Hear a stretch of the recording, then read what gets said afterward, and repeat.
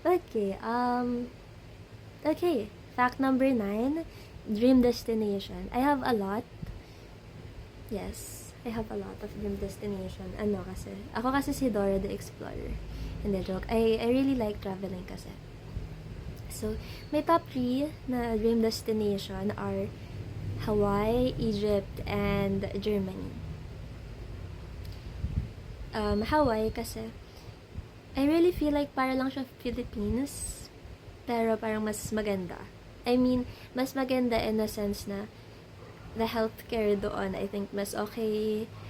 The system, like sa government, I think mas okay. If you know, you know. And then Egypt, I'm really into the ano kasi, like sa Egyptian era. Yeah. Kaya may bangs ako. Hindi, joke. Yung bangs ko, ano na to, since bata pa ako, nandyan na siya. Comfort ko siya. Comfort zone? Hindi. Basta yun. Yeah, and I like history kasi talaga. Nung nag-aaral pa ako, my major was Bachelor of Secondary Education, major in Social Studies. Sa madaling salita, AP. Ayun. Secret na muna for now, but ako nag-stop. Watch out. Watch out for sa ibang videos. Explain ko naman doon.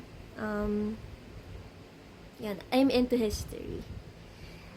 And Germany, I don't know, there's something about Germany that, wow. For me, nawawaw ako sa Germany. So, gusto kong pumunta doon. So, yeah. Update ko kayo pag nakapunta na ako doon. Okay. Fact number 12. Okay. My favorite color. Marami, guys. And depende din sa mood. Pero yung pinaka-bias ko sa lahat ng colors ay pink.